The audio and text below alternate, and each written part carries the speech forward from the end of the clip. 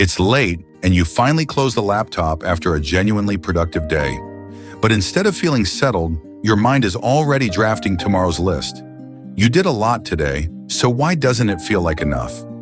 You will reopen it one more time, just to check the numbers, the inbox, the progress, quietly measuring whether you did enough today to count.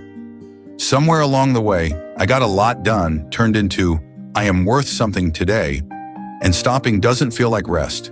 It feels like falling behind. Welcome back to Rooted Daily, where we talk honestly about what real faith looks like day to day. Today we're talking about that exact feeling, the quiet lie hustle culture teaches about your worth and what Scripture actually says instead. Here's the thing worth hearing before anything else.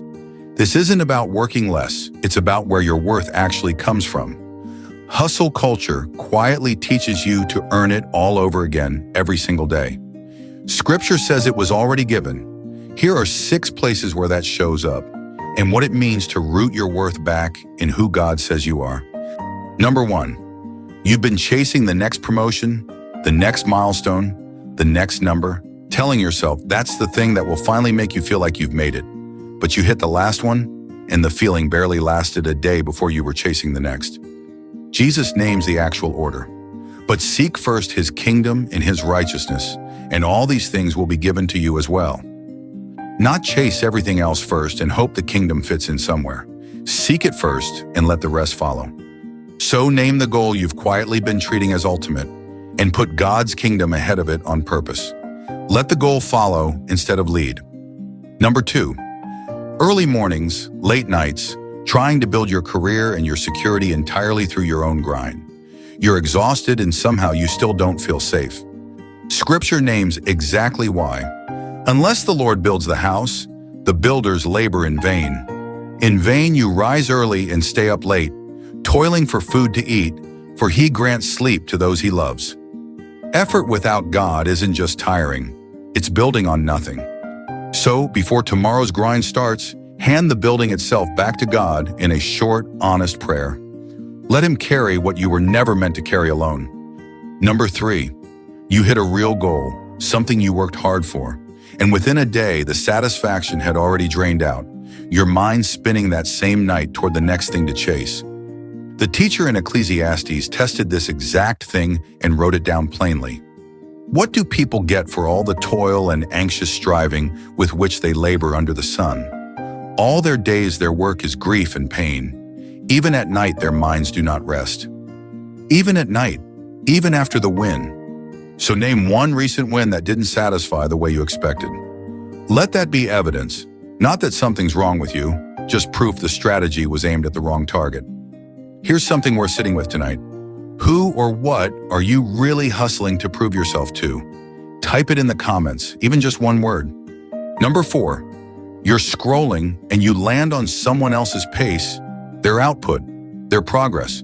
And without meaning to, you feel your own worth quietly rise or drop based on the comparison. But your worth was never up for comparison. So God created mankind in his own image.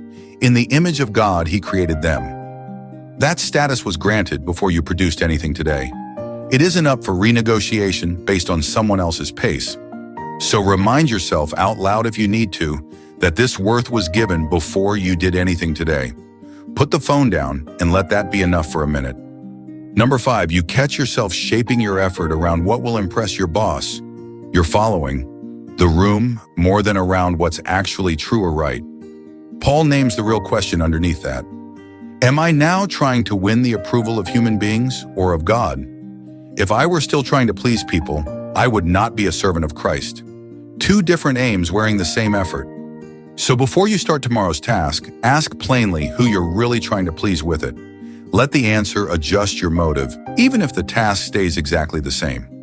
Number 6, and the one to carry with you. There's a task on your list tomorrow that's ordinary, unglamorous, the kind no one will notice or praise. And some part of you wants to phone it in because it won't earn you any recognition. But Paul says the small, unnoticed tasks matter too. Whatever you do, work at it with all your heart, as working for the Lord, not for human masters. Even Jesus spent years at an ordinary workbench before anyone ever noticed him. So quietly re-offer tomorrow's most ordinary task to God before you start it. Same task, a completely different aim. So here's what 6 places in Scripture agree on. Seek the kingdom first. Let God build the house. Name toil's emptiness honestly. Remember you're made in His image. Work for an audience of one. Offer the work itself back to the Lord. The hum underneath every unsatisfied productive day was never really about doing more. It was always about where your worth was actually rooted.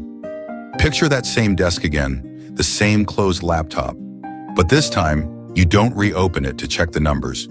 You just exhale, at rest in who you are, not what you finished today. Your worth was never something to grind out through output. It was given the moment you were made, and nothing you produce today can add to it, and nothing you fail to finish can take it away. Lord, when I start measuring myself by what I got done, remind me that you already called me worth loving before I did anything at all. If this gave you a truer place to root your worth, that's what Rooted Daily is here for. Subscribe for more honest, practical conversations about growing in faith, and we'll see you in the next one.